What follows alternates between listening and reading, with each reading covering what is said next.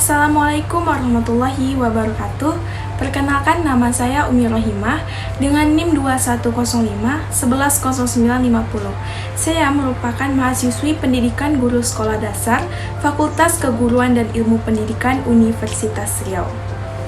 Baik, di video kali ini saya akan menyampaikan materi yang berjudul PTK atau Penelitian Tindakan Kelas, yang mana dalam video nanti akan menjelaskan apa pengertian dari PTK, karakteristik PTK, kemudian ada manfaat dan juga tujuan dari PTK.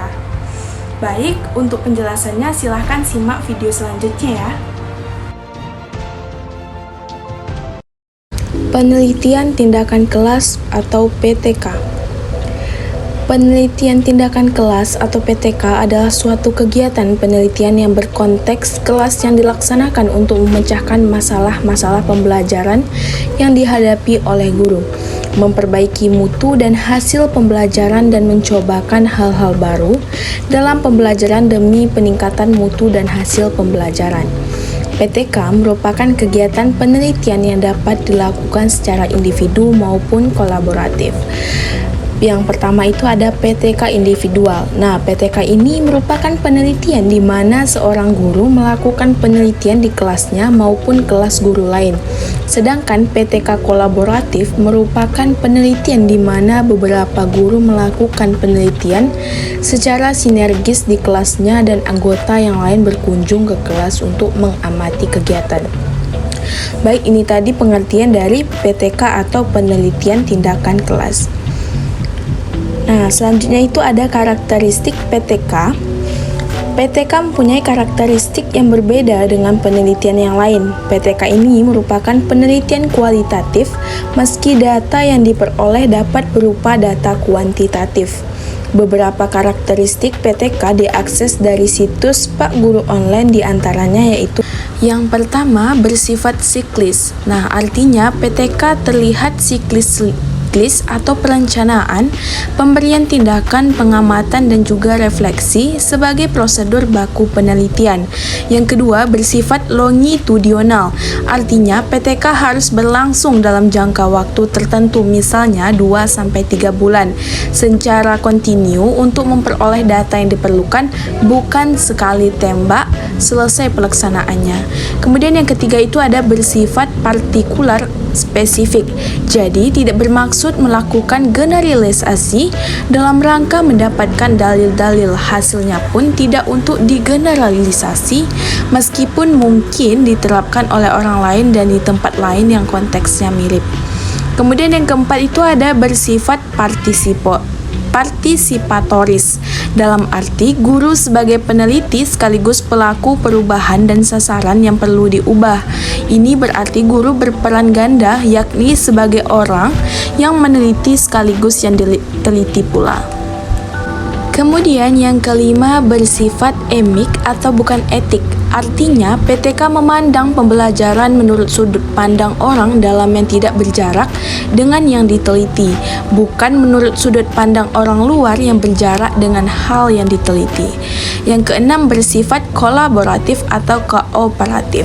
Artinya, dalam pelaksanaan PTK selalu terjadi kerjasama atau kerja bersama antara peneliti atau guru dan pihak lain demi keabsahan dan tercapainya tujuan penelitian. Yang selanjutnya, bersifat kasuistik. Artinya, PTK menggarap kasus-kasus spesifik atau tertentu dalam pembelajaran yang sifatnya nyata dan terjangkau oleh guru, menggarap masalah-masalah besar. Yang kedelapan, menggunakan konteks alamiah kelas. Artinya, kelas sebagai ajang pelaksanaan PTK tidak perlu dimanipulasi dan atau direkayasa demi kebutuhan, kepentingan, dan tercapainya tujuan penelitian. Kemudian yang kesembilan, mengutamakan adanya kecukupan data yang diperlukan untuk mencapai tujuan penelitian, bukan kerepresentasifan atau keterwakilan jumlah sampel secara kuantitatif. Sebab itu, PTK hanya menuntut penggunaan statistik yang sederhana, bukan yang rumit. Selanjutnya, yang terakhir, bermaksud mengubah kenyataan dan situasi pembelajaran menjadi lebih baik dan memenuhi harapan, bukan bermaksud membangun teori dan menguji hipotesis. Nah, itu tadi penjelasan tentang karakteristik PTK. Selanjutnya kita masuki dari manfaat PTK. Budaya meneliti yang tumbuh dari dilaksanakannya PTK secara berkesinambungan menjadikan kalangan guru makin profesional dalam hal ini, menjadi lebih mandiri, percaya diri, dan berani mengambil resiko dalam mencoba hal-hal yang baru untuk perbaikan kualitas pembelajaran yang dilaksanakan. Berdasarkan penelitian yang dilakukannya, guru dapat membangun pengetahuan dan tidak menutup kemungkinan pengetahuan yang dibangunnya dari pengalaman tersebut akan menjadi suatu teori tentang praktik.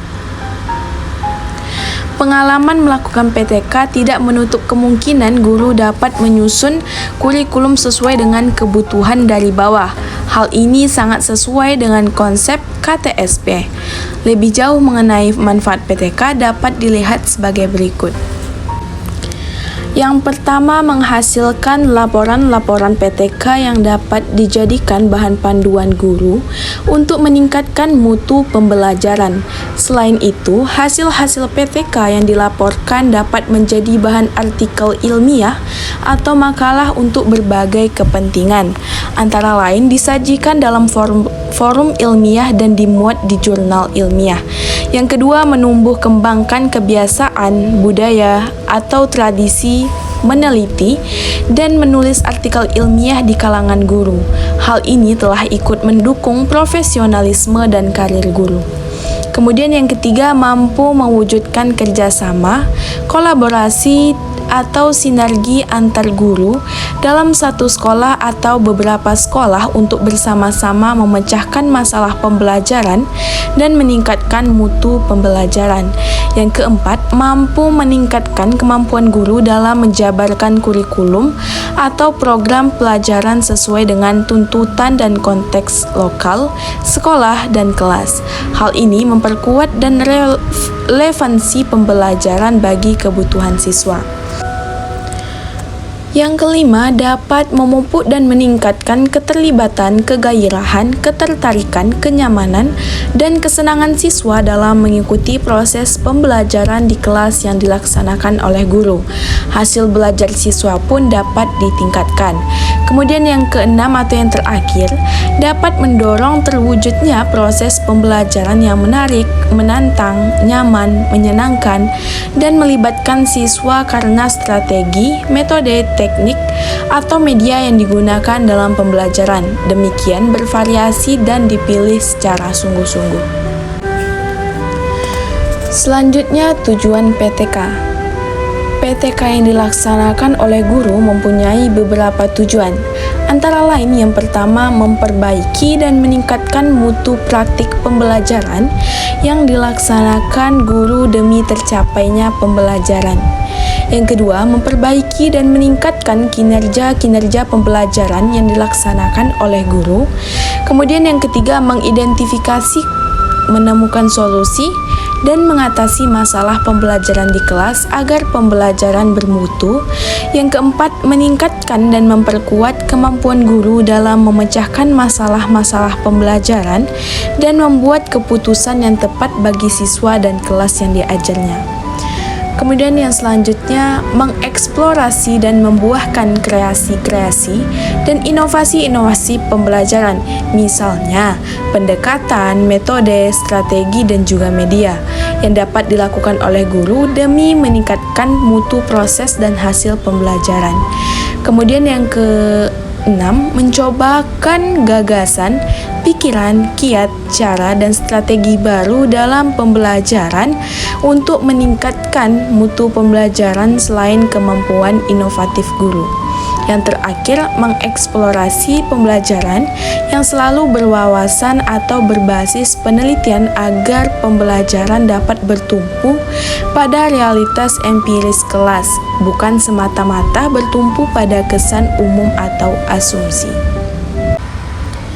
Adapun kesimpulannya, Penelitian tindakan kelas merupakan suatu langkah nyata yang dilakukan oleh guru dalam memperbaiki kualitas pembelajaran yang dilaksanakan.